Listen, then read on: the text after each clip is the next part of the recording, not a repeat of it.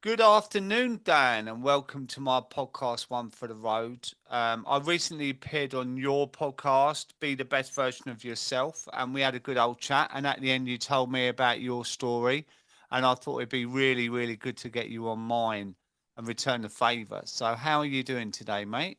I'm really good, mate. Thanks for having me. Looking forward to it. Obviously, we had a really great chat on my podcast. Looking forward to doing the same on here. Yeah, brilliant, mate. And thanks for joining me. Um, as per usual, we start in the beginning of you've got a great accent there. Where did it all begin for you? What is it like growing up? Yeah, I mean, born and bred in Carlisle, north of England, just by the border of Scotland. For those who don't aren't aware, so very northern. But yeah, grew up. I've got a sister. My mum and dad were together for a long time, and then they got divorced. But we'll get into that a bit later on. But yeah, happy childhood. I carried a bit of weight as a kid, so bit of bullying here and there, but nothing, too bad that would have led to anything else. But I had a really happy childhood. Lost my grandparents when I think my granddad died when I was 5, and then my grandma died when I was 7. So that was a bit of a hurdle when I was a kid. But sometimes when you're a child and that kind of thing, you get Yeah, that bounce back ability where it doesn't quite have the same effect. So you just kind of go about your daily life and think about it when you're older. So yeah, but yeah, happy childhood overall. yeah. Well, I remember when my grandma died and I was quite young, and going to the funeral. I remember laughing at the funeral, and everyone was Mm. looking at me like, "What's going on?" and that. But as you're right. You say later on you reflect back, don't you? And I was kind of deprived of her um, throughout my teenage years and whatnot. I've never had a granddad. I've never. They were both dead. Mm. So that's interesting. But so when you say a bit of the bullying, like, did that go on throughout your primary school? Because I had a good primary school. It's when I went to secondary school it started.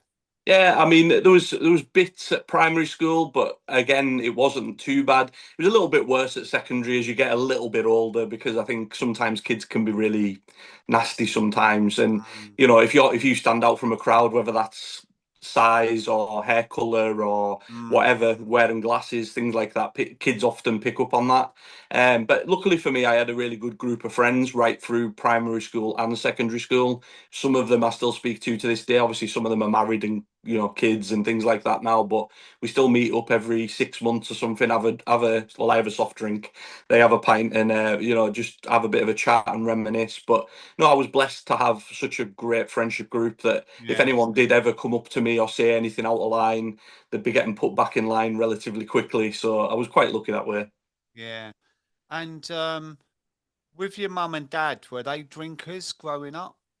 Yeah, they used to drink in the house. I wouldn't say they were heavy drinkers. My dad drank more than my mum did. I do remember sometimes them arguing when they've had a few drinks, and like how it is sometimes, and people say things when they're drunk that maybe they don't want to say when they're sober, so things start coming out. And yeah, I do remember them having a few arguments when we were kids, and me having to like kind of look after my sister and be like, "Look, don't listen," that kind of thing, and reassure her. But drink wise, yeah, it was more just on a weekend because my dad always worked night shift and my mum always worked all day. So it was like they didn't really see each other. But then when they did on a weekend, they'd incorporate a drink somewhere, maybe go out for a meal, come home, be a bit boozy and things Yeah. like that. But yeah, not too much that I'm aware of, anyways. And so, how old were you when you first introduced yourself to alcohol? I would say about 13, I think 12 or 13. I think I had my first like real like drink out the fridge at home. I tried a can of lager without my parents knowing, obviously. And then as I got older in secondary school, so like 13, 14, 15, and it was like we'd all meet on the parks. We'd either get someone older to buy us a drink from the local co-op, or we'd be taking them out the fridge and hoping our parents don't notice. And I remember drinking bottles of Lambrini, Oh, Bacardi Breezes, real old classic stuff like that.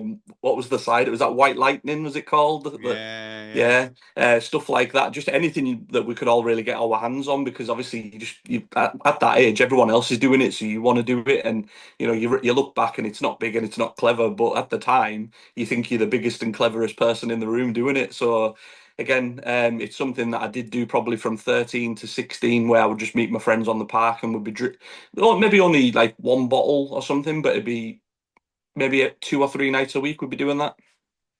And what would it have been like if you didn't have done? You'd have been like booted out the gang then, wouldn't you? Like when I was that age. I mean, you're younger than me, but it was always like Rothmans. Have a Rothmans or B and H, right? And you'd be coughing your guts up and like, but if you didn't, you were a pussy. Do you know what I mean? Yeah. Like, sort it out, mate. And you push through, and next thing you knew, you was buying bloody 20 Rothmans a day or whatnot. Yeah, you're so right, and for me, especially growing up, I always just wanted to please people. I was a people pleaser, so if someone probably told me to jump off a cliff, I'd probably have done it, Yeah, yeah, that kind of thing. I did obviously try cigarettes, but my mum and dad both smoked. My grandparents smoked when I was, so I always remembered the smell, and it wasn't something I enjoyed. So I would do it if I'd been like kind of socially pressured into it, but it was not something I really enjoyed that much. yeah. It was horrible, but Mm. that's something I kicked 30 years ago, and I just stopped it. One day, I just thought I've had enough. I only ever used to smoke when I drank, though, which was weird. And I remember going into the chemist, right, for those patches, and he said, "Do you smoke within half an hour of getting up?" And I say, "No." And he says, "Well, you haven't really got an addiction then." And I thought about it, right? And I thought, I can actually go all day without smoking, but as soon as I had a drink, I would light up a fag. But I was a roll up man as well, like proper old man sitting in the corner with me hat on. Do you know what I mean? But it was a weird thing that almost like with my fags, I did the same with booze. One day I just said, right, that's it, I've had enough, and I haven't done it since. But I was on holiday in Ibiza recently, and there was a couple of people smoking a roll up, and I randomly, out of those 30 years or however long it is, I fancied a roll up. And it's like, that's really interesting, isn't it? Because I Mm. thought that was dead and buried, but it's a bit similar to the booze, I suppose. It's like it's always hovering around in the background. And it was like, thank God I didn't, but it was a real craving. I think the environment was there, like the perfect storm. I was in this beautiful place and there was great people there and the sun was just going down and it was just like all of it tied in together of kicking back. Yeah, I mean, I totally get that. I think it's amazing what triggers you sometimes with things. And like you said, with me, with alcohol, it was always when I was out with my friends doing that. So if I was on my own, I wouldn't drink. But as soon as I was out and that environment matched how I felt, then it's like, Yeah. right, let's get the booze out. Let's, Yeah. do whatever. And it's like, I do think it isn't it like it's a habitual environmental type thing. Yeah. So you were drinking like that, which is quite bog standard, let's face it, right? A lot of us say we drink over the park and that. Um, where did that change? Like when you were in your late teens and maybe you got a job and that, or went to uni, like did that ramp it up or was it pretty similar? No, I think it definitely ramped up. Probably, I started working straight from school, so I was 16. Got a job in a quick save. If anyone can remember quick save, it was like Yeah. your budget. It was your Aldi and Lidl before Aldi and Lidl, whatever a thing. Started working in there, so started earning a proper wage, and obviously this money is burning a hole in my pocket. What should I do with it? The thought of saving it never crossed my mind or anything like that. I was like, right, let's go out, let's live our best lives. So then all of a sudden, I decided I grew more friends because I had more money in my pocket. So I was buying everybody rounds and getting the shots in and all that kind of stuff. And it properly escalated. I would say probably from about 19 to maybe 25 years old in that gap somewhere because I started playing darts and I got like booked to play on like 3 or 4 different darts teams in our local area. So we'd travel around Cumbria, even further down to Manchester and places like that, playing competitions. And everyone, the culture of darts is, it's known for everyone has a drink, and it is true. People do drink a lot when they play darts, and I was no exception. I was probably, especially on the heavy nights, probably sinking maybe somewhere between 8 to 12 pints, and then some shots on top of that, maybe some whiskey in there as well, depending. And I was doing that maybe 2 nights a week. A couple of the other nights, I was probably having maybe somewhere between 5 and 8 pints, not and thinking that was like a light night rather than a heavy night. And obviously, I think I've said to you on my podcast, Dave, it was like something where and then all these bad decisions occur when you're drinking this much, because then you're having a kebab on the way home, Yeah. you're having, and you're doing that 3, 4 nights a week. And I think I said to you, I ballooned up to about 29 stone at my heaviest, and it was something that I was told by doctors and everything that I'd really needed to get it together, and I really needed to sort it. And obviously, I've got epilepsy as well, and it was affecting my seizures quite badly. I was having more regular seizures than normal. Obviously, I was a big guy at the time as well, so when I'm hitting the floor and I'm having a convulsive seizure and things like that, it was becoming a real medical emergency. I remember being in back of ambulances. I stopped breathing at one point, and it was just a certain point where I was like, this really cannot continue, because it was having such an effect on my relationships, on my family, Mm. and on me, obviously. Did they not suggest you didn't drink with epilepsy? Yeah, I got told when I was 18 years old, when I first got put on one of the medications that I'm on. I'm on two different ones, but they put me on another one when I was 18, and they said, "Oh, you're not really meant to drink with this." And I remember me and my mum both looking at the doctor and basically saying, "You do realise you're telling an 18-year-old lad, who's just got himself a girlfriend and all this, that he can't have alcoholic drink." And again, it comes into, I talk about this on my podcast, where I was really reckless for a long time. Didn't take my health seriously whatsoever, and I'm probably lucky to be here telling the tale, to be honest. So did you miss your medication as well? Yeah, because the medication makes you tired, and it affected my nights out. And this is where my head was at this point. I was like, if I take my medication, I'm going to be tired. I'll want to be home by 11 o'clock. I won't be the life and soul of the party. Whereas if I don't take it, and take it when I come in instead. So I could be coming in anywhere between 2 in the morning, 7 in the morning, and then by then the drink had took hold and everything. So I probably forgot to take it. And yeah, the medication side of it, I was just kind of taking it when I felt like it, wasn't taking it seriously whatsoever. And like I say, the epilepsy side of things was just getting worse and worse. I mean, that's Russian roulette, isn't it? Yeah, definitely, definitely. It's something that when I look back again, it's something that I think, what was I thinking? But in that moment, at that time, it was something that I thought I was doing the right thing. I just wanted to have a good time. I wanted to be. The thing I always say with epilepsy is it was always a pride thing for me. I, I never wanted to be treated any differently. I just wanted to be one of the guys, having a good night out, being the life and soul of the party, whether that was dancing to entertain people, doing a robot dance or something like that. I always wanted to do that, but I knew if I took my medication and things like that, that it would impact that side of things. And in my head, I thought, oh, my friends won't want to be friends with me anymore because I'm not the same Dan that they know.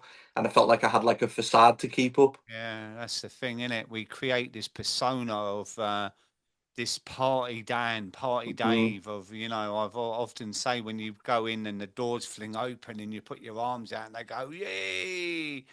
And it fills us with that sense of they want me, they need me yeah. around, and they love me. And when we're people pleasers, and that's what we strive for anyway, isn't it? To be loved because we don't love ourselves, That's and it. that's a That's problem. it. Yeah, that's definitely it, Dave. Honestly, I think for me, there was a lot of times when, especially growing up, I didn't like myself at all. I never felt quite belonging in any particular groups.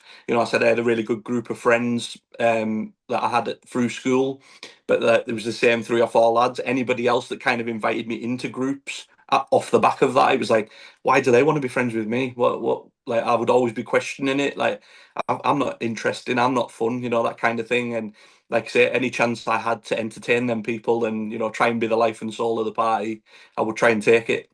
Yeah, yeah, I know. So, okay, so how old was you at this stage? I would say I was around 25-ish. I'm trying to work it out roughly. So 9 years, yeah. So 9 years since I stopped drinking. So it was my dad's 50th birthday, and we had a really heavy night, like heavy night on the drink, and it was pints. It was my team, Manchester United. If you can see the stuff behind me, Man United.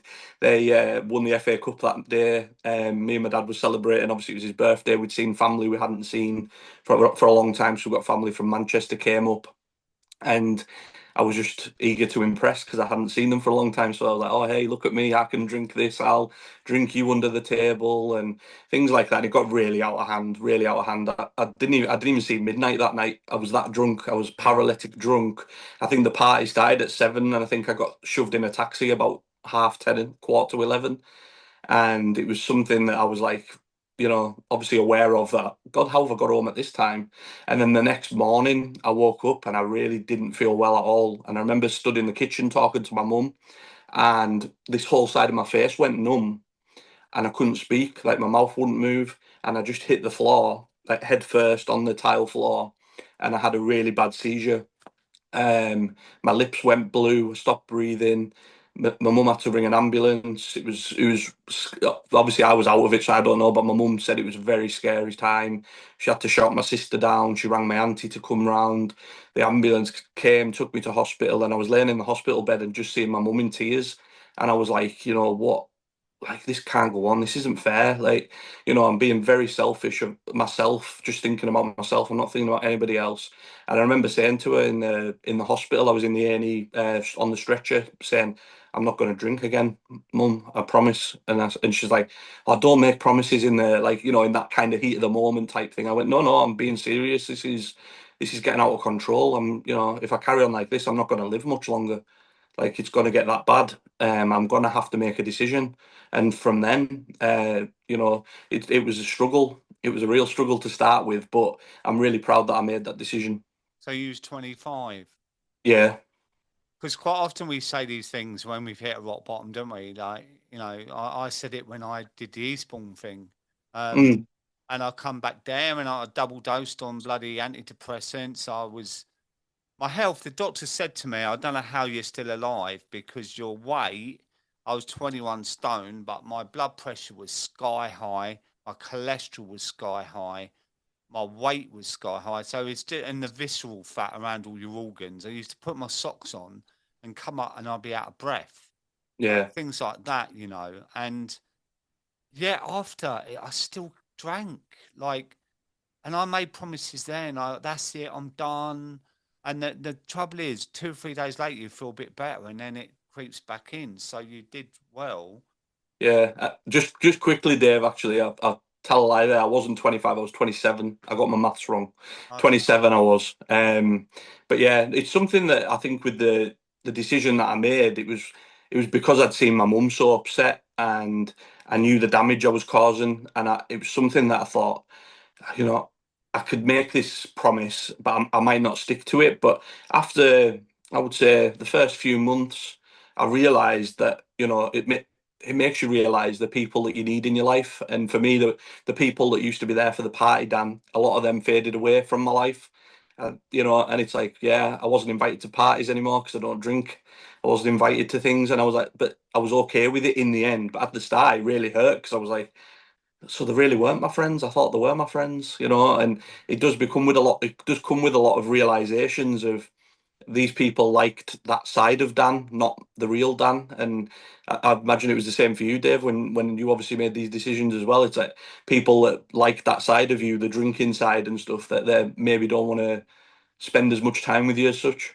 Well, what it does, it proves what the relationship really means, right? So when I used to go in the boozer, it was like I was Dave the carpet, there was Colin the carburetor, John the plumber, all those we had all our nicknames and that. Plus I had Glugs as well. But and I used to get a lot of work from the pub as well. And that used to justify me going, oh, well, you're always down the pub. And it was like, yeah, but that's where I get all my work and it pays the mortgage and, I get tons of stuff out of it. But I used to go past it when I got sober and it's not there anymore. It's actually flats. And I used to see the same people in the same seats at the bar, you know, their chair, as it would say, and their tankard behind the bar. And Hmm. I'd think, God, like nothing's changed for them. And that would be me as well. They're both double doors be open. It'd be a beautiful summer's day. And I remember once I did this carpet job and I said to this couple, what are you doing this afternoon? I went, oh, we're going to go for a little walk up at Box Hill, which is where I used to live, and have a cup of tea. And in my head, I was like, oh, boring. Like, I'm going to go straight down the pub, dump the van up where I don't have to drive, and spend the whole afternoon in the pub.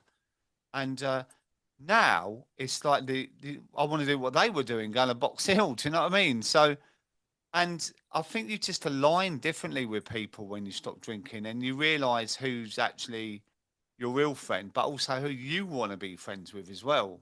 You know, not just waste time with people that just want to sit there getting drunk. Mhm. Yeah, no, I agree. And I know when I used to play darts and things, and you go around all these pubs and you get to know all the familiar faces on the scene, it not even the ones playing darts, it'd just be the same guys sat by the bar, like you say, with the pint glasses behind the bar with their name engraved on it and things like that. And, each to their own, if that's what they want to do. But I remember thinking, I don't want that to be my life. I don't want to be that guy that everyone's like, oh, there's Big Dan, Party Dan. He'll be playing darts this week. And I remember when I made the conscious effort to stop drinking. Obviously, I also thought, well, the darts goes hand in hand with that, so I quit the darts. Anything that involves me going into a pub, I just Yeah, broke all ties with it. So these lads that I played pool with for a long time, and darts, and they just stopped messaging me. They'd be like, it used to be, oh, what time should we pick you up, or we're gonna go? Because obviously they would drive me there because they want me to drink and things like that. So it'd be like, oh, we'll pick you up, and then obviously I'm the entertainment for the night if I'm having a few drinks and stuff. So, but then messages stopped coming as soon as they realised that I was serious about what I was saying and making these decisions. And like you say, it makes you realise who you actually want to, yeah. who you want to be yourself, but also who you want to spend your time with. But in a way, it's really upsetting, isn't it? Because if they knew you end up in hospital, right, and your lips went blue and you hit your head on the floor, right, and you got epilepsy, it's quite upsetting to think, well, what did it mean? Mm.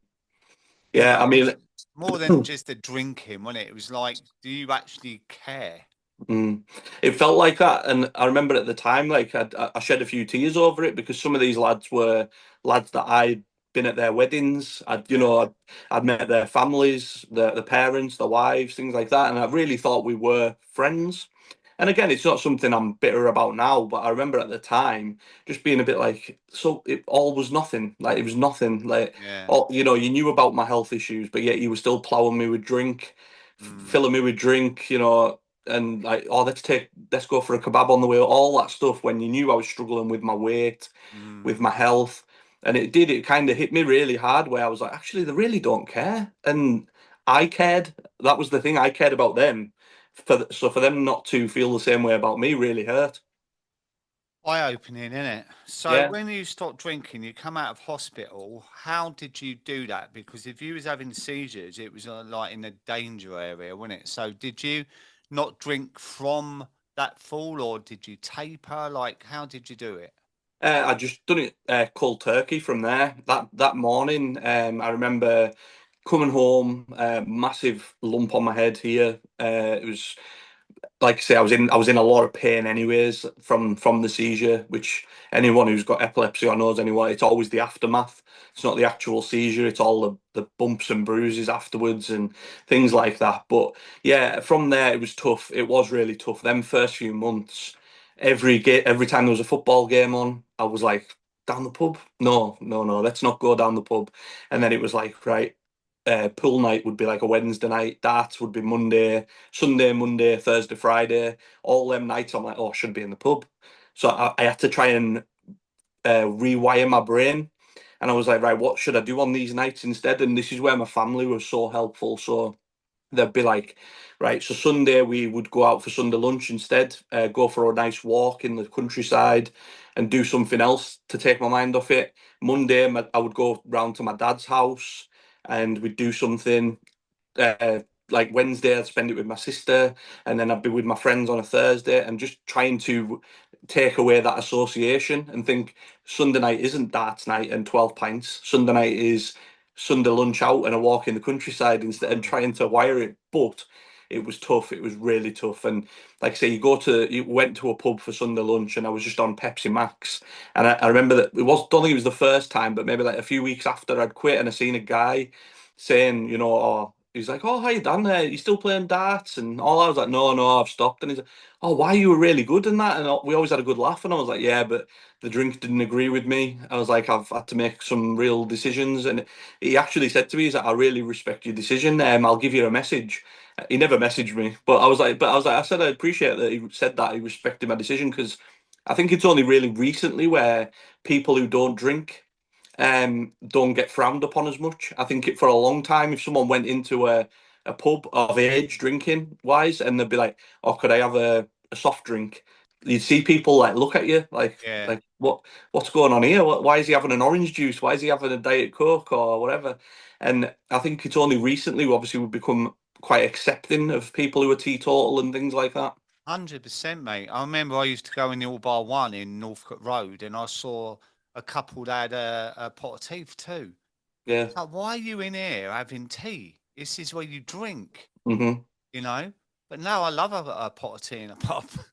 I, it doesn't bother me sitting in a pub now, but it did in the beginning. Like I remember I had a 40th that I went to, and it was like I thought I could handle it, and I bit more off than I could chew because like the pints of Peroni were coming and the till Mm. was staying on zero, and because it was a free bar and all that stuff, and I had to make a quick exit. But now it don't bother me. But I've got no real need to go to a pub anyway, really, unless I'm meeting someone for lunch or something. But it's not a problem. So, but okay, so um, you start getting a few weeks, months under your belt. Life got good. Did you lose weight? And because we don't always lose weight, right? Because out them pesky bloody wine gums and that come and the chocolate and stuff, and it's like people say, "Oh God, what is it, Tangtastic or something?" The Haribo's drugs. Tangfastic. Yeah, and that, so many people have because there's like a sour taste as well as sweet, and saying, "Oh my God, I'm going through bags a day of them, and I'm putting on weight." And I say, "Well, look, this is all about not drinking, not going on a crash diet." But Hmm. then that, after a while, that can start to get you down because you think, "What's the point of this? Like, all right, I'm not drinking, and I'm finding that hard enough, but I'm actually gaining weight as well." You know, Yeah, I mean, obviously, what you said there, I made the conscious effort to just put out that fire at once. I had a lot going on, which we'll come on to, but I had a lot of stuff I needed to fix in myself. And I thought, this is big enough on its own. I don't want to then be like, right, I'm going to commit to a diet and I'm going to commit to losing weight. So yeah, I think I probably stayed around the same weight for the first 6 months. Obviously, I naturally lost some because the alcohol wasn't coming in, but I was probably substituting it with some junk food. And like I say, we were going out for lunch every Sunday. So, you know yourself, it'd be starter, main, dessert, things like that. So I didn't initially lose weight, but then I think was it 2017? I think it was. I know everyone does this, but the New Year's resolution that year was I need to lose some weight. So my initial thought process was right, just be mindful. So I downloaded an app called MyFitnessPal. oh, I've got that. Yeah, Yeah, where you scan your barcode, you yeah. track your calories, your protein, everything. And in the space of 6 months in 2017, I'd lost 6 stone. It just dropped Wow. off me. It Yeah. dropped, but because I was such a big guy, though, it wasn't. I would never like say to people that was the way to do it because I made myself quite ill really quickly because it just dropped off. I was just, and I always say I was just moving more, eating Yeah. less. Yeah. Yeah. I wasn't doing anything in particular. I wasn't smashing the gym or anything like that. It was just that was my plan. I was like, just watch what I'm eating, try and just make some better decisions. I say about wrong choices. And then by the end of 2017 into 2018, I'd lost 10 stone. Wow. And it was something that I'd really become fixated on. Was it And almost like an addiction? yeah, I was going to say that. And it was, I'd become so fixated where I would have, I don't know, like a Kit Kat and I'd know that it was 212 calories if it was four fingers, and I would have to go to the gym on the night to burn off that amount of calories. And it Yeah. was like I'd substituted the alcohol Yeah. with obviously being on a diet, which again, I mean, it's healthier, but it's still not healthy to be fixated and addicted to doing this. So it was something that I struggled with for a while. Where am I doing the right thing? What am I doing? I don't want to be too hard on myself. Like I remember we went on holiday and I'd put £2 on in 2 weeks when we'd been away, and I came home and I was absolutely devastated that I put Yeah. £2 on. And you only think 2 weeks in an all inclusive, that's not bad, That £2. ain't bad, mate. No, that's all right. I When I put look more than back, that coming back from Ibiza, to be honest. But I had chocolate donuts for breakfast, so yeah, like I say, it was like I'd substituted. That was what it felt like. I'd substituted the alcohol with this fitness side of things, yeah, and then it obviously got into like 2020, and it was COVID time, and then COVID obviously hit lockdown. I did work through it because I worked in retail, but it was something that I was like, right, I was going home on a night, I was eating. I wasn't exercising as much, and it was like I started putting a bit of it back on, and I could feel it like on my back and things yeah, like that. And it was something that again I was like, right, how do I try and stop this? And then that was when my gambling addiction became a thing. And food wise, to be honest, even to this day, I struggle some days. Some days I can go perfectly fine and just have my meals, not snack. But then there'll be days where I'll, on a night in particular, if I'm bored or I'm watching football, I'll be like, right, let's get the biscuits out the cupboard or something like that. So I always say I'm a work in progress. I've put some weight back on. I'm still trying to lose some. It's something that I constantly have to think about because my family, all of us all carry weight. So I think it is something that we all struggle with. So we all can help each other, which is good. yeah. And it's also like food's a really complicated thing, right? Because with alcohol, you can give it up, right? But you can't moderate it. A lot of us, do you know what I mean? Like we can't go, oh well, do you know what? We'll have a bit more. We with food, you have to eat, Yeah. right? And this is where it gets tricky because a lot of people I talk to have very similar relationships with food than they do with booze. So, for example, me, if I was to buy, I used to love those apple pies from Sainsbury's because they were baked in store, right? And Yeah. they weren't massive, but they were about a quid 20 or something like that, right? And I'd buy it, put it in the oven. So all the crust of the apple pie was really crispy in that. And I'd have a quarter or a third with ice cream. And then I'd have another third. And then I think, oh, I might as well eat the other bit. So I've eaten a whole apple pie and a load of ice cream in about 15 minutes because the thing is with me, once I start something, I really struggle to stop. So, for instance, on holiday in Ibiza, they had like I was really healthy, but I had a chocolate donut, right? Thick chocolate, and then I thought, oh, I'll have another one. Right, Mm. and I didn't need it or want it. I just I had to have it. It was like greed. Do you know what I mean? Yeah. So I think for me, it's always. I mean, I've lost 4 stone in the last 18 months. Right, I was on the HBD diet, human being diet, and it's really worked for me because it's re-educated me of how to eat. So Hmm. I don't eat processed foods. I don't really have a lot of sugar now because I'm dangerous around sugar. Because as I said before, like I have a bit of sugar and it gives me that dopamine hit, right? Like the alcohol did, Yeah. right? And it's like, oh, I want one drink, I want 10. Oh, I want one biscuit, I want 10 kind of thing. So it's that dopamine surge that I get. Um, but you were saying in lockdown and that you started gambling. So what did that look like? How did that begin? What were you searching for with that? Yeah, well, I mean, I gambled from when I was young. Like I think probably when I was at school, I remember playing pitch and toss. I don't know if you Oh remember that yeah, way. yeah, Yeah, but where you flip the coin at the wall, whoever yeah. wins. Penny up the wall, we used to call it. Yeah, That's a different era, isn't it? yeah. A lot of people won't know what that is, but I think it kind of started around there. That your lunch money would be on the line, so you Yeah, basically either eat that day or you don't. And yeah, it was like but it was all or nothing. And I remember just from years of going on like school dinners to like the local news agents, and then there'd be like a chip shop next door, and they'd have like a slot machine. We'd go in there, put our lunch money in there, and then as I got older, obviously technology moves on, so it becomes something you've got in your hand, in your pocket all day, every day with your phone, and it just kind of gradually got worse. It wasn't something that just started, and it was just like it just got worse and worse, and it was always something like a distraction for me. And I think alcohol was similar. If I was having a bad day, gambling, I'd come home, and I'd be like, right, let's put, because obviously there's a football match on pretty much every night now, you know. But even obviously as it got worse, but I'll come to that. But yeah, it was like, you know, right, I'll have a gamble. I'll put a bet on tonight. I'll have first goal scorer. I'll have whoever's got the most corners. I'll have all this stuff, and then, but I'd also have just who's going to win that I've put on through the day. I'd try numerous times to kind of tailor it and be like, right, I won't go on the apps. I'll block myself from them, and I'll just go to the shop and do it.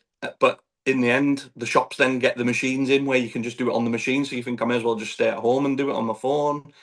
And like I say, it just spiraled. And in COVID, obviously it was a tough time for everyone. You know, people were losing people. Everyone was kind of we didn't know what was going on. It was all very surreal, wasn't it? And it was something that I couldn't comprehend in my head. And my answer was going home because I was living on my own at this point, and I would just sit and gamble on the night. And that would be, there was no sport on either. Obviously, it was lockdown, so I was gambling on like virtual sports. The Belarus Premier League were playing. They hadn't obviously stopped their league for COVID for whatever reason that was, but so I was betting on that. I have absolutely no idea about that level of football because I've never watched it. But I was sat there on the night just having fivers, tenors here and there, all over the place. And before you know it, I'm looking and I'm in my overdraft, and it was just an absolute car crash, the whole thing, and it just got worse and worse. And I remember my mum, I asked her to like look after my money because I had none, and she couldn't understand it because I was earning a decent wage, I was in management in my job, and I had no money. And I remember her saying to me, how have you got no money? Like, I don't understand. So I would lie, and I would say, oh well, I've had to buy this, or I've had to do that, and I've had to do the other. It turns out she knew I was lying when we discussed it later on. But at the time, she was like, okay, right, well, I'll look after your money. And even then, I'd find ways around it. I would tell, you know, it made me really, the gambling addiction really made me a dishonest person. And I hated that about myself. I hated it because I would just come up with things like, I'd be like, oh, I need new work shoes. I didn't. I'd be like, oh, mum, could you send me £30 to get some new work shoes? So she'd send me £30 in good faith, and I'd end up just gambling that £30 in about 10 minutes after she'd sent it. Then I'd do the same with my sister, with my dad, and it really took hold. And it was, like I say, it made me really hate myself, and something even to this day that I haven't fully forgiven myself for, because my mum sadly passed away last year, and Right. a lot of the stuff that she went through in her life was a lot of unneeded stress that I put her through. You know, she told me, you know, don't worry about it. I wouldn't have done it any other way. She told me all that, Oh, but I blame myself for a lot of stress that she went through. I'm so sorry to hear that, Dan. That's really sad, actually. Thanks. Um, and I can kind of empathize with how you feel, you know. So what was gambling giving you, right? So you stopped drinking, right? hmm And then the food came in, and then the gambling came in. Was it a different kind of hit, the gambling? Like, can you try and explain it? Yeah, so for me, the gambling was pure distraction, but also that hit. But it was a sustained like hit of it. So like, obviously, if you're betting on the football, you know you've got 90 minutes for it to come in. So whereas food and alcohol was that instantaneous, you know, it touches your lips and you're like, oh, that's bliss. That. Whereas the football and the sport and the gambling was like, oh, you know, I've got 90 minutes. So I'd be sat there, especially on a weekend. I'd sit there Saturday morning, Sunday morning, putting my bets on. I couldn't sleep the night before thinking about what I was going to be doing. And it would literally just be running through my brain like, right, we'll do this bet, but we'll cover it with this other bet. And then we'll do this bet and we'll do that bet. And that would be my bets for the day. And I'd be like, right, I won't have any more bets. But then I'd be sat there through the day thinking, oh, well, I might just have another one. And then I'll just have another one. And it's like I say, it's that prolonged dopamine hit. Adrenaline, like adrenaline and cortisol, isn't it? And that is Yeah, really addictive in itself. exactly, mate. And it was like just that prolonged period, whereas I wasn't used to that with the alcohol. The alcohol was just instantaneous as soon as you Yeah. hit it. Same, you know, you hear it with people with drugs as well, where it's that hit, but they also get the hit for a prolonged period afterwards, and then you have that come down. And it was the same with gambling. I would get that prolonged period, whether it be because there'd be some days where I would win and I would gamble all day, until I literally had nothing left. So I'd be gambling all day Saturday. I wouldn't go to bed on the Saturday night if I was gambling because I was on a lucky streak. I'd be sat there until I lost everything. And then I could eventually sleep, and it was like a relief. It was, I've just lost all my money, but it's a relief because I can sleep now. It was So it was on it. never actually to win the money; it was to have the experience. Yeah, the money didn't matter, especially towards the end. The money at the start was lovely. That's obviously what gets you hooked. But towards the end, I could count on one hand how many times I took the money out and put it in my bank over the last 3, 4 years of my gambling. It was something that I'd done it because I wanted to do it. I enjoyed doing it. I enjoyed how I felt about doing it. I would rationalize it in my head. Like I remember one time my mum saying to me, do you not think your gambling's a bit out of hand? Da, da, da. And I would actually say, these were my words, I don't smoke, I don't drink, I don't go out every night. That's my one vice that, Mm, let me have that. And I remember thinking to myself after I'd quit, I was like, that's not quite the way to look at it. But at the time, I was like, look, I've gave up all these other things. I've stopped the binge eating, I've stopped the drinking. I was like, let me have this one thing, please. And it turned out for me, I would say the gambling was worse for me than all of the stuff we've mentioned. The gambling ruined my life. It really did. I lost so much money. I think all told, I think I totted it up because I'd done an article for the independent paper, and we worked it out roughly, and it was about 50 grand, all told, in my adult life. And like I say, I couldn't afford a house. I couldn't afford anything. I didn't have a car, didn't have a house or anything like that, but I would always have money to gamble. mm, And one of the people that inspired me when I first quit was Paul Merson, who used to play for Arsenal. He talks openly about his gambling addictions and his alcohol struggles and things like that. And he was saying about his gambling, where he would not have carpet in his house and he'd rather go out and gamble that money he would have spent on carpets. And I would have been exactly the same. I'd rather not have a house at that point and be able to gamble. And that's how much it messes with your brain. yeah, I watched that documentary where he had a brain scan, and they were talking to him about certain things, Hmm. and once they started talking about casino, his neurons in his brain lit up, didn't they? Yeah. Like bright colours in that. And so do you think it's a genetic disorder, or what do you think it is? I would put it under a mental illness as such. I think it could be genetic, but for me, like my dad, he maybe has a couple of pound on the Grand National, but he doesn't gamble. My mum never gambled. I was never really around it until my friends started doing it and things like that. So for me, I think I would file it personally, but I'm not professional or anything, but under some kind of mental illness Yeah. because addiction, you're not in your right mind. You're not thinking about anything other than your next fix, your next hit. Nothing gets in the way of that next hit, whether that means you've got to lie to somebody or, you know, you hear stories of people stealing money to do things and things like that. Luckily, I didn't stoop to that, but you hear them kind of stories. And it's because they're not in the right mind. And I will always advocate for that for people.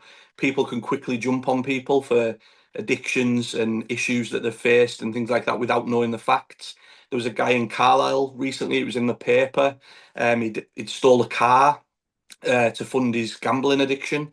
And the comments on social media were basically saying, "Oh well, if you can't afford it, you just stop." And I'm like, "But you can't just stop." I was like, "That's the whole point." Like, Mm, it's easy said than done, and it's the same with alcohol, same with any addiction. If it was that easy to just stop, we would stop, wouldn't we?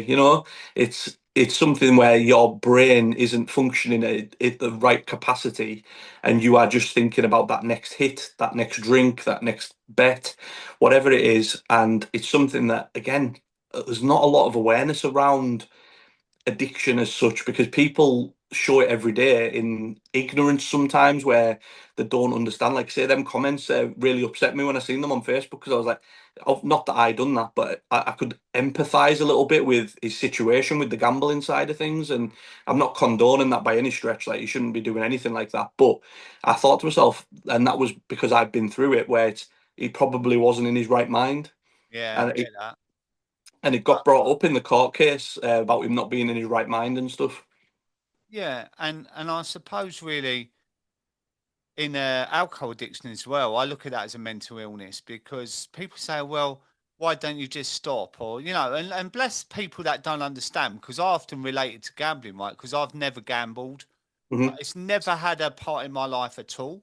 And this is why this conversation is interesting for me. And I'm hoping for a lot of the listeners as well, because it's an important thing of the cross addiction that we can get, whether it's sex, online shopping, gambling, Hmm. drugs, eating. Eating after stopping drinking can be a huge problem. Like when I stopped drinking, I had an obsession of buying trainers. Like, oh, I'm saving money now because I'm not drinking. And I'd be on the Nike app where they would have a special launch and I'd buy trainers continuously, and didn't need them.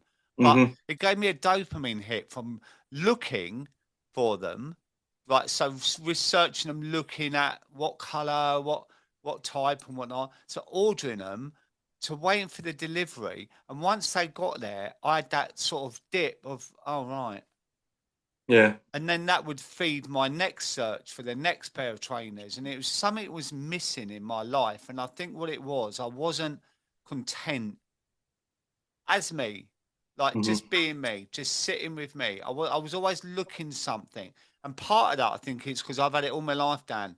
Like boozing from 13, 14 years old, I've 40 years of getting that bloody hit, and then I go cold turkey on the hit, not just on the booze but on the hit, right? So where'd you get your dopamine from, right?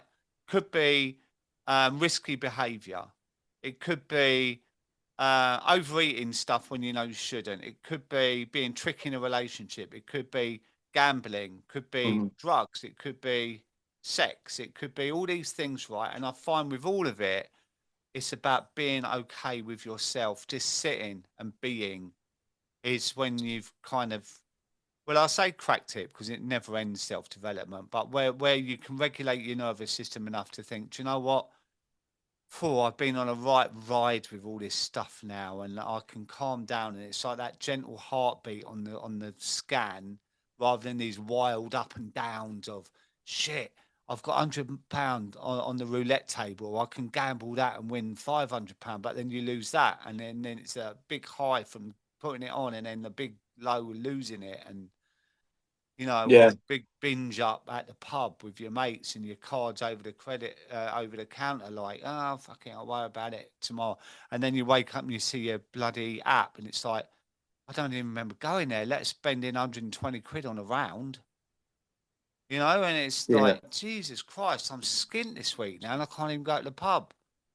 It's Yeah, I crazy. get, I totally get it, and I think one thing I always said was it was like a bit of a crutch for me. Any struggles I was going through, anything that I wasn't happy with, whether it was breakups or fallouts with family or friends or whatever, the first thing I would do would be to turn to one of these things, whether it was alcohol at the time or whether it was gambling or food or anything, and it would be, oh, that'll fix me. Where all it would do would just create a different problem. Yeah. Uh, and then what just talking about what you said there about being more, comfortable with yourself and things like that. That was why I started my podcast, because I was like, how can I use my struggles, my life, to try and stop other people from making the same errors and mistakes that I made. Mm. And for me, podcast, I've always been a talker. I can talk for Britain, in case you haven't figured that out yet. But yeah, so I was like, right, this sounds like a good idea. And if only one person listens, and I've helped that one person, then so be it. But that was my thought process behind the podcast. That's great, mate, that you're helping others. How did you stop the gambling then? Yeah, so I remember the specific date, because I mark it when it comes up. But 23rd of April, Brighton played Man United at Wembley. It was FA Cup semi-final, and I always had this thing where I used to say Brighton always turn into Barcelona against Man United. I talked myself into it. I was like, right, Brighton are going to win this game. So I got paid on the Friday. By the Sunday, I'd bet all my wages on Brighton winning that game, and Man United won that game, and I should have been happy because my team won. But I was absolutely devastated. I remember speaking to my mum on the night, and she's like, "Right, okay." So I just come out to her. I said to her, I said, "Look, I've got a real gambling problem. It's really taking control. I need your help. I really do." And then from then, I spoke to my dad. because my mum and dad weren't together. So I spoke to my dad separately, spoke to my sister, my auntie, the people I was closest to, and I just told them, and none of them were surprised, believe it or not, Dave. They all knew. They all knew. They just said they didn't know how to Mm, approach it because anytime they did, I got quite prickly with them and very abrupt. And like I said about my quote before about well, I don't drink anymore, I don't smoke, I don't go partying, let me have this one thing. They were like, right, okay, what else are we meant to do? And I was like, no, no, I agree. But no, so they again, and then we went down the same route we did with the alcohol. Whereas, so when there was football matches on for a good, I would say 6 to 8 months after I quit the gambling, it was something where my mum or my auntie or my sister would be conscious if there was a game on. They'd be like, right, Dan, we're going out for a walk. Right, we're going out shopping. We're going anywhere but watching sport. And it the toughest thing I've ever done by a long way for me, the gambling, because I even now, it's over 2 years since I stopped, but even now I still have thoughts, whether it's I wouldn't act on them. I'd hope, but again, never say never because it's one day at a time, isn't it? But I always think like if I see an underdog win a game, so whether it's an FA Cup tie and it's some non-league team playing a Premier League team and they win, and I'm like, oh, wonder what odds they were to win, and that part of my brain will yeah. still. And I'll still think about it sometimes. I never think, oh, I wish I'd had money on it, but I'll always think, I wonder what the odds were for that. That's quite a crazy outcome. So I do think that gambler will always be in there, same as the drinker in me and everything. They'll always be in there. It's just about trying to, keep it at a minimum. Manage it, innit? And Yeah. it's like I always say with recovery, it's like try and monitor yourself every day, like a body scanner, and think, right, am I tired? Am I hungry? Am I irritable? Am I lonely? Am I bored? Like, have I had a particularly hard week at work? Like, would that make me feel vulnerable on a Friday night when you're a bit depleted in that? It's like you need to keep checking in with yourself because I suppose, a bit like the booze, it's preying in the background, right? And it's about to pounce when it sees a weakness. And it's like you always have to be on top of your game. Hmm. But by being self aware is a huge way of being on top of your game, isn't it? It's like when you take your eye off the ball, it's like, oh, how did that happen? Yeah, I mean, I'm very aware, especially with the gambling, because I still love my football. So I go to games, I watch them on TV, and I know I have to be fully aware. So when the adverts come on, I Yeah. flick the channel. So I know personally I will never watch football the same way I used to because it's totally flipped my relationship with it. So it's at the point now where Premier League sides, over half of them have primary sponsorships with gambling companies. So I try not to watch much Premier League football, more out of principle. Well, I'll what do you watch. think of that? Because you even in the adverts, it's like bet 365, you get this amount of money free and blah blah blah. It's bloody awful, isn't it? Yeah, it's all by design. My podcast sponsored by Gamban. They are an app that you install on your phones and your devices to stop your access to these sites. So, they do a lot of work around campaigning and things like that. So I help with that, where we raise awareness online, post things, facts, statistics. There's people called the Gambling with Lives and the Big Step. They were set up by bereaved families who have lost people to gambling suicides, which is on the rise as well. People that have taken their lives because they're in such debt, they're in so much trouble because of their gambling addiction, Yeah. and all they do, I think they done an article a while ago where they'd watched one episode of Match of the Day, which was on for 50 minutes, and there was over 70 different gambling sponsorships throughout that episode of Match of the Day, and Bloody hell. yeah, and again, it's once you see it. So now I've seen it, I'm very aware of it. I Mm. remember watching a Leeds United game last season, and the physios came on for one of the players, and they had a gambling company on the back of the top, and I was like, when did we start sponsoring the physios and Mm. things like that? And once I've seen it, I can't unsee it. So these days I try and watch lower leagues. My local team, Carlisle United, are in the National League, non-league, so there's not much gambling around that, which is good for me. It's not good for Carlisle that they're in that league, but it's good for me personally. So I really enjoy that side of it. And my podcast invests in one of our local teams as well, Carlisle City. So it's good for me because it's made me see sport in a different light, and Mm. it's opened my eyes to a lot of damage that the gambling side of things does to people. Mm. So with the booze, what are you coming up to 10 years? Yeah, it'll be 10 years in May next year. Absolutely. Like, I can't believe it, to be honest. Like, 10 years is such a long time. And now, like I say, it's totally changed my relationship with it because I see people drinking, doesn't bother me. I Yeah. often go out with my friends for, brunch or breakfast or whatever. A couple of them will maybe have an alcoholic drink. I'll just sit there and be like, no, I'll just have an orange juice or my drink is sometimes a lime and lemonade. But one thing that did shock me a few weeks ago when I went to this was that a pint of lime and lemonade was £4.50 and a pint of lager was £3. I was like, are you trying to encourage me to drink? What's going Yeah, on here? well, you can tell you up north, mate, because I can tell you a pint of lager down in London's about £8. So Yeah. it's a different thing. But yeah, it amazes me. Like you go to these different things and you have a pint of lime and soda and it's 60p. Like I Mm. think all bar one now is free or something as well. But then you go to another one, it's like 4 or 5 quid. And it's like, how can that? It's like out of the tap. Do you know what Yeah. I mean? It's Yeah, yeah. like obscene. And I've heard as well now, and I don't know if it's just in London, but apparently they are putting a service charge on every time you get a drink. So I saw on the box the other day that this guy bought half a cider and was charged 45p service charge. Oh, wow. And all the bloke did was pour half a cider. So I'm really glad I'm out of all that lark, to be honest. Yeah, me too, mate. Me too. Best decisions we ever made, I think. Yeah, And like I say, I think it's just is alcohol the same as gambling. It's all about the money. It's all about money making schemes. They don't care what damage it does to people. I always say this about the gambling. They target the problematic drinkers or the problematic gamblers. They know that's where the money's made. 80% of gambling income in this country comes from problem gamblers, and they know that because they target it. I remember when I first quit gambling, and I was getting emails saying, "Oh, free bets, free bets, free bets," over and over for like a year.